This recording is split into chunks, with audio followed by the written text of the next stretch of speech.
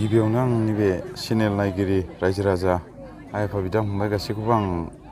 आंनि गोसो गोरबोनिफ्राय बैसागुनि नामाव गोसो गोरबोनि अननाय आरो सिबिनायखौ आं बावहरग्रोनाय जाबाय। दिनै नैबे जि गामि डायनामा साउथ गाल्लाबारि डायनामा ना फुसुं गाल्लाबारि डायनामायाव फैनानै आं जोबोद गोजोननाय मोन्दों। मानो होनना बुङोब्ला दिनै रायजो राजाफ्रा बिदिनो गोमो गोमो जि गाननानै आर'नाइ गोजा गोजा लानानै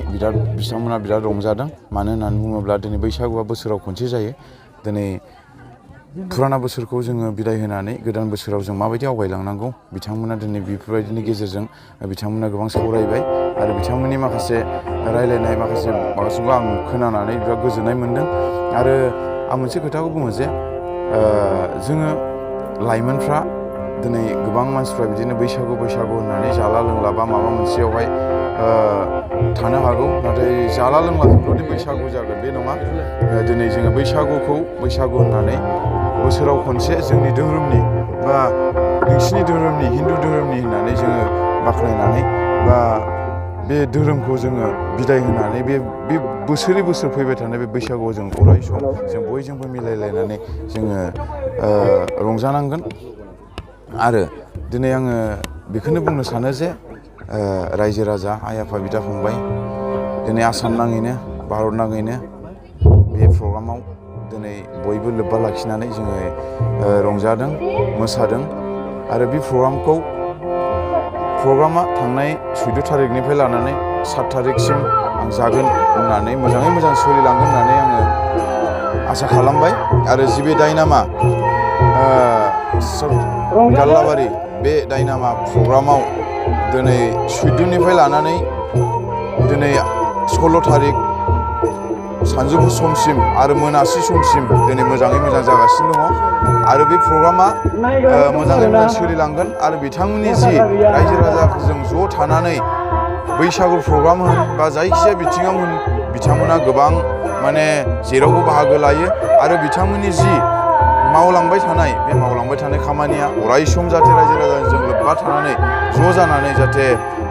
सोलिलांबाय थानो हायो आं बेखौ मिजिंथिनानै आंनि बे बिबुंथिखौ आं दोनथ'नाय सार बेबायदिनो हाबाफारि गुबुन गुबुन जायगाफ्रावबो खुंनायखौ नुनो मोनदों। थिग बिदिनो नैबे जायगायावबो बे हाबाफारिखौ खुंदों। दा बे हाबाफारियाव नोंथाङा आलासि हिसाबै बाहागो लाफैनानै बैसागु फोरबो खुंनायनि बागै मा बुंगोन सार? दा बयनिसिमबो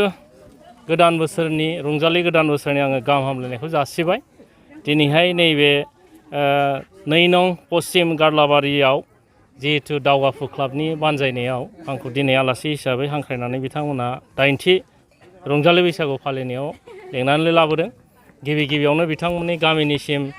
साफ्रोमबो रायजो राजानिसिम आङो रंजालि बैसागुनि गाहाम हामलायखौ हरग्रोबाय। आरो बिथांमोना दिनै गामियाव बे रंजालि बैसागु फालिनायजों लोगोसे बर'नि जेनोखि हारिमु आरो बर'नि जेनोखि सिनायथि बेखौ लाखिनो थाखाय बिथांमोना बे हाबाफारिखौ लादों। बिथांमोननिसिम आङो साबायखर जासिबाय। बेजों लोगोसेनो बर'नि गुबुन गुबुन ओनसोलावबो दिनै बे रंजालि बैसागुखौ फालिदों। बिथांमोननिसिमबो साबायखर जासिगोन। बे रंजालि बैसागुआ आजै आजौनि समनिफ्रायनो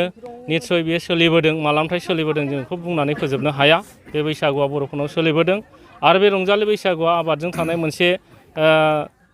फोरबो, बर'फोरनि जे खुंफुंजानाय फोरबो। आबादजों बेहा थोंजों सोमोन्दो दङ। आबाद मावनानै जाग्रा हिसाबै बियो गोदान मोनसे बोसोर बियो। बे बोसोर गोदान बे जि एप्रिल मास बे 15 थारिख बा बैसागनि 1 दाननिफ्राय बियो मोनसे ग्रह नक्षत्रनिफ्राय लानानै जुदि बे दिनखालखौ सानोबा बेनो गोदान बोसोर आरो बेनो माने जागायजेननाय मिथिंगानिबो जागायजेननाय बोसोर बेखौनो बर'फ्रा फालिबोदों आरो जायनि थाखाय मोसौ बैसागु मानसि बैसागु होननानैबो फालिबोदों आरो मोसौआ जोंनि बर'फोरनि रंजालि बैसागुआव गाहाय जायगा मोननायनि खारना जाहैबाय गोदो गोदाय मोसौनि अनगायै खुनु थांनानै थानायनि खुनु अस्त्रआनो नङामोन जेरैहाय फरायसाफोरनि थाखाय अस्त्र होनोबा कलम सोरनिबा थाखाय माने पारामिलिटारि जुद्ध नाङोबा उइपन्स होननानै बुंगोन जोंनि आबादारिफोरनि थाखाय मोसौ हालानो जोंनि बिराद गिदिरथार मोनसे बियो उइपन बायदिमोन आरो बिनि गेजेरजोंनो जोंनि संसार जानाया सोलिबोदोंमोन माखासे समाव जों नुनो मोन्दों गोदोनि बायदि जिथु बैसागु फालिनाय दामनाय देनाय आगजुफोरखौ लानानै दा फालिनायखौ नुनो मोनदिया दा बेखौ फोथांना लाखिफिनोबा माबायदि जोंनि रायजो राजाफोरा सांग्रांथि जानांगोन दा जिनाखि दामजुफोरनि सायाव सांग्रांथि बियो निस्सय लासै फैगोन होननानै आं सानो सिगां समाव जोंनि गाननाय जोमनायाव जोङो डिसिप्लिन भाबै गाननो जोमनो रोङाखैमोन जोङो दिनै गाननायाव डिसिप्लिनै फैबाय गामियाव फालिनायाव डिसिप्लिनै फैबाय बे दामनाय देनायनि बेलायाव गासिबो मानसिया दिनै खाम जथा सिफुंखौ दामजोबनो रोङिनि थाखाय जोङो रेडिमेड केसेटजों निस्सय बाहायदों आरो लासै लासैनो बे नाथाय दामनायखौ एसे बांसिनै नुबोनो मोनबाय माखासे लाइमोनफ्रा दिनै सोलोंनानै जायगा जायगा हानजा हानजायै लाइमोनफ्राबो नाथाय दाम गुबैथारनाय दामनायखौबो नुनो मोन्दों दा गतिके ओंखायनो आसा खालामो फैबाय समाव लासै लासैनो बे गोमालांनो नागिरनाया फैफिनगोन होननानै मिजिंथिनो हायो मोनसे उफुरा सोंथि सार मोनसे बुस्थु सोंथि सोंबाय थादों जिथु बैसागु बुङोब्ला बर' हारिनि मोनसे फोरबो नाथाय माखासे धोरोमनि मानसिफोरा बे फोरबोखौ फालिनायखौ नुनो मोनाखै दा बे हिसाबै गासिबो बर' जाथियानो बेखौ फालिनांगौ नामा दा बैसागु होनोबा धोरोमनि बेलायाव बा गुबुन बेलायाव बे आलदा लानाय जुदा लानाय बेखौ आङो निस्सय बे प्लेटफर्माव आं बुंनानै फोजोबनो हानाय नङा बबे बबे धोरोमा मा फोथायनायजों लादों बेखौबो आङो निस्सय बुंनाय नङा खालि मोनसेल' बाथ्रा आबै आबौआ जे रायजो जाबोदों आबादथिलि दुब्लि माइ फोथारखौनो लानानै आबादखौ लानानै जुदि संसार जाबोदोंबा निस्सय बे बैसागु बोथोरखौ फालिनायाव रावहाबो खहा जानाय नङा बायदि आं नुहुरो ओंखायनो आं जास्ट खावलायनोल' हायो बयबो जुदि आबाद हिसाबै आबै आबौखौ जुदि सिबियोबा जोङो बैसागुआ जिहेथु बै थांनानै थानायजों सोनारबोदों दिनैनि गोदान मुगायाव नंगौ लेखा फराजों फैयो बे आलादा खोथा खिन्थु आबै आबौनि संसार जानायखौ नायोबा बे बैसागुखौ फालियैयाव निस्सय सोरहाबा माबा साननांगौ दंबा आंहा बुंनांगौ गैया नाथाय जुदि गासिबो साफ्रोमबो बर' हारिया जुदि बैसागुखौ फालियोबा जोंहाबो जोंनि हारिनि हारिमुनि सिनायथिखौ मोजां लाखिनो होननानै आं बेखिनिखौल' मिजिंथिनो हायो माबा मोनसे धोरोमजों फारागथि दं नामा धोरोमनि निस्सय फारागथि दं गैया आं बेखौबो आं बुंनो हानाय नङा सोरबा धोरोमा जुदि माबा साननानै लादोंबा आंहा बेवहाय बारा सौहास्लाबाखै खालि आं मोनसेल' बाथ्राखौ बुंगोन आबै आबौआ जुदि आबादथिलिजों थांनानै थादोंबा जुदि बयनिबो न'खरा आबादजों जुदि जाबोमारदोंबा बैसागुखौ फालिनो हायो बाहाय दिमत थाथावामोन आरो जुदि बाहाय जुदि माबाफोर दङबा आंनि फारसेनिफ्राय बुंनांगौ जेबो गैया thank you sir okay ready दिनै जोंनि 2 नं पश्चिम गारलाबारि गामिया थांनाय 14, 15 दिनै 16 सानथामनि हाबाफारिजों जोङो रंजालि गोदान बैसागुखौ फालिनाय जादों मैया 15 अक्ट'आव जोङो गथ'फोरनि LP स्कुल ME स्कुलनि गथ'साफोरखौ लानानै जोङो थुनलाइ बादायलायनाय होदों दाखालि 14 एप्रिल बावहाय जोङो गेलेनाय बादायलायनाय होदों दिनै लांदां बैसागु रंजालि फोरबो बेखौ जोङो दिन्थिफुंनाय जादों बे आरो मा आयदाफारि लानानै सानथामनि गेजेराव खुंबोनाय जाखो आयदाया जोंना थांनाय 14 थारिखआव गथ'फोरनि LP आरो ME खौ लानानै जोङो खेला होबाय खेला बादायलायनाय ओमफ्राय मैया 15 थारिख मैयाहाय जोङो थुनलाइ बादायलायनाय गथ'फोरनिनो बेखौ होनाय जादों आरो दिनै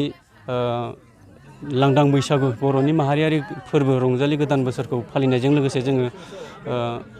बे बैसागु लांदां बैसागुखौ फालिनाय जाबाय आरो नोंथांमोननि दिनैनि हाबाफारियाव आलासिफोर लेंहरनाय जादों नामा औ जोंनि दिनैनि हाबाफारियावहाय आलासि हिसाबै जोंहा UN ब्रह्म कलेज चिरां काजलगावनि भाइस प्रिन्सिपाल बिथां सार कुमुद नार्जारि बिथांखौ जों लिंहरदों आरो ओनसोलनि सानसुमैफोर आरो बिथां समाज सिबियारि जिसया समफ्रामारि बिथांमोन बिसोरखौ जों लिंहरनाय जादों आरो बिथांमोना बाहागो लाफैनो हादों जों गोबां गोजोननाय मोन्दों आरो बेसेबां सम हिसाबै खुंनाय जादों देग्लायहाय 8थि खेब जाबाय आरो जोंनि बे रंजालि बैसागु बेखौ लोब्बा लाखिनानै खुंबोनाया जों बेबायदिनो बोसोरफ्रोमबो खुंबोबाय थायो आरो गथ'फोरखौ लानानै बैसागु बुङोब्ला गामिफ्रावबो माने रंजानाय मोसानाय बायदि बायदि हाबाफारि लानाय जायो बे हिसाबै नोंथांमोना नोंथांमोननि गामियाव माबायदि आसा खालामदों रंजागोन होननानै बे